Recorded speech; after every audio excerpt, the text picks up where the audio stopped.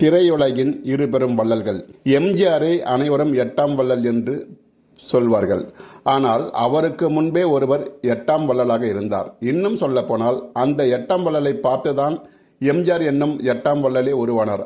அப்படியானால் எம்ஜிஆரை 9ஆம் வள்ளல் என்றே கூற வேண்டும். அது குறித்து இந்த பதிவில் பார்ப்போம்.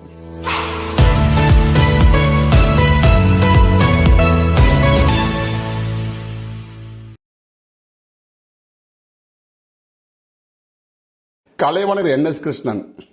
இவர் பெயரை கேட்டாலே அனைவருக்கும் நினைவு வருவது அவரது கொடைத்தன்மைதான். எம்ஜிஆர் அறிமுகமான சதி லீலாவதி படத்தில் கலைவாணர் NS கிருஷ்ணனும் நடித்துள்ளார். தொழில் முறையிலும் வயதாலும் எம்ஜிஆரை விட கலைவாணர் மூத்தவர். ஆரம்ப காலங்களில் நாடகங்களில் நடித்து கொண்டிருந்த போது எம்ஜிஆருக்கு பல வகைகளில் கலைவாணர் உதவியோடு படங்களில் வாய்ப்பு கிடைக்க பலரிடமும் சிபாரிசும் செய்துள்ளார். அந்த வகையில் எம்ஜிஆருக்கு வழிகாட்டியாகவும் விளங்கியவர் கலைவாணர். ஒரு முறை கலைவாணர் NS கிருஷ்ணனை அவரது வீட்டில் ஒரு நிறைமாத கர்ப்பிணி சந்தித்து தனது வறுமையை சொல்லி உதவி கேட்டார். அந்த பெண் மீது இறக்கப்பட்ட NS கிருஷ்ணன் 100 ரூபாய் வழங்கினார். அந்த காலத்தில் 100 ரூபாய் என்பது பெரிய தொகை. அந்த காலத்தில் ஒரு சவரன் தங்கத்தின் விலையே 100 ரூபாய் தான். இப்போது ஒரு சவரன் தங்கத்தின் விலை என்ன என்று கணக்கு போட்டு அந்த தொகையின் மதிப்பை தெரிந்து கொள்ளுங்கள். கலைவாணருக்கு நன்றி தெரிவித்துவிட்டு சிறிது தூரம் சென்ற அந்த பெண்ணை கலைவாணர் திரும்ப அழைத்தார். அருகில் வந்த பெண்ணிடம் மீண்டும் ஒரு 100 ரூபாய் கொடுத்தார். இதை பார்த்த அந்த பெண் ஏற்கனவே 100 ரூபாய் கொடுத்து விட்டார், மறுபடியும் ஏன் பணம் கொடுக்கிறார் என்று புரியாமல் முழித்தார். அந்த பெண் முழிப்பதை பார்த்த கலைவாணர் சிரித்தபடி நிதானமாக சொன்னார், முதலில் கொடுத்த 100 ரூபாய் உன்னை பார்த்து நான் இறக்கப்பட்டதற்கு. இப்போது கொடுத்த பணம் உன்னுடைய நடிப்பு திறமைக்காக. உன் நடிப்பு மிகவும் அபாரம். ஆனால் தயவு செய்து உன் வயிற்றில் கட்டியிருக்கும் துணியை எடுத்து விடம்மா என்றாராம். இதை கேட்டதும் அந்த பெண் தலை குனிந்தபடி அங்கிருந்து நகர்ந்தாள். தன்னை ஏமாற்றி பணம் வாங்கிய பெண்ணிடம் கூட கோபம் கொள்ளாமல் அந்த பெண்ணின் தவறை தனக்கே உரிய நகைச்சுவையோடு சுட்டி காட்டியிருக்கிறார் கலைவாணர். இந்த கொடுக்கும் குணத்தை எம்ஜிஆர் கலைவாணரிடமிருந்து கற்றுக்கொண்டார் என்று சொல்லலாம். எம்ஜிஆர் வறுமையில் இருந்தபோது கலைவாணர் பல வகையில் உதவி செய்துள்ளார். அதை கண்டு எம்ஜிஆரும் நாமும் ஒரு நல்ல நிலைக்கு வந்தால் இதுபோல் ஏழைகளுக்கு உதவ வேண்டும் என்று எண்ணினார். பின்னர் நல்ல நிலைக்கு வந்தபோது அதேபோல் உதவினார். காலம் ஓடுகிறது. எம்ஜிஆர் தமிழ்நாட்டின் முதல்வராக இருந்தபோது ஒருமுறை கலைவாணரிடம் கர்ப்பிணி வேடம் போட்டது போலவே ஒரு பெண் கர்ப்பிணியாக இருப்பதாக கூறி உதவி கேட்டு வந்தார். எம்ஜிஆரும் அவர் கேட்ட உதவியை செய்தார். அந்த உதவியை வாங்கி கொண்ட அந்த பெண்மணி வெளியேறும்போது எம்ஜிஆரின் உதவியாளர்கள் அந்த பெண் நடிப்பதை கண்டுபிடித்து விட்டனர். இதனை எம்ஜிஆரிடம் சென்று கூறினர்.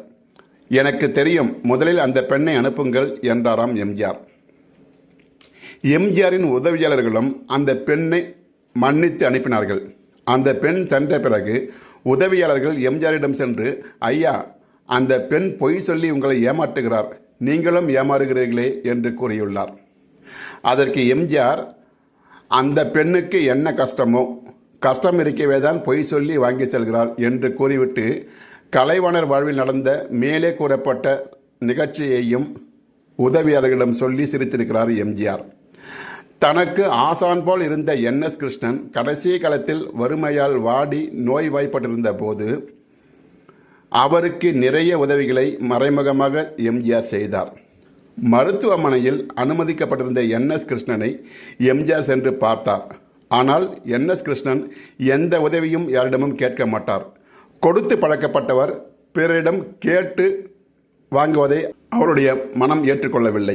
ஆனால் எம்ஜிஆர் சும்மா இருந்து விடுவாரா? அவரால் கொடுக்காமல் இருக்க முடியாதே. NS கிருஷ்ணன் படுத்து கொண்டிருந்த போது கட்டிலில் தலையணுக்கு அடியில் பணக்கட்டுக்களை வைத்து விட்டு வருவார் எம்ஜிஆர். NS கிருஷ்ணன் மறைந்த பின் நாகர்கோவிலில் அவரது வீடு ஏலத்துக்கு வந்தபோது அதை மீட்டு மீண்டும் அவர்கள் குடும்பத்தினருக்கே கொடுத்தார் எம்ஜிஆர். கலைவாணரின் பிள்ளைகள் எல்லோரையும் படிக்க வைத்தார். அவரது மகள் திருமணத்தை தனது சொந்த செலவில் நடத்தி வைத்தார். சக்கரவர்த்தி திருமகள் படத்தில் எம்ஜிஆருடன் NS கிருஷ்ணனும் நடித்தார். ஆரம்பத்தில் இருவருக்கும் போட்டி பாட்டு ஒன்று இருக்கும்.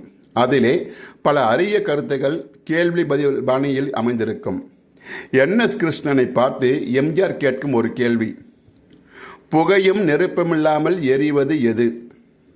பதில் சொல்ல தெரியாமல் என்எஸ் கிருஷ்ணன், புகையில்லாமல் எரிவதா, என்னதது என்று கலைவாணர் தவிப்பதைத் தொடர்ந்து எம்ஜிஆரே பதிலளிப்பார். பசித்து வாடும் மக்கள் வயிறுதான் அது என்பது அந்த பாடலின் அடி. உடனே கலைவாணர் சரிதான் சரிதான் என்று ஆமோதிப்பார். புகையும் நெருப்பமில்லாமல் பசியால் எரிந்த ஆயிரக்கணக்கான வயிறுகளை உணவு என்னும் தண்ணீர் ஊற்றி குளிர்வித்தவர்கள் கலைவாணரும் எம்ஜிஆரும் ஆவர். நடிகர்களை கூத்தாடிகள் என்று சமூகம் கேலியாக பேசி வந்த காலத்தில் கலைவாணர், எம்ஜிஆர் போன்ற நடிகர்களால் தான் நடிகர்களுக்கு ஒரு அந்தஸ்தும் கௌரவமும் வந்து சேர்ந்தது என்றால் இதை யாரால் மறுக்க முடியும்?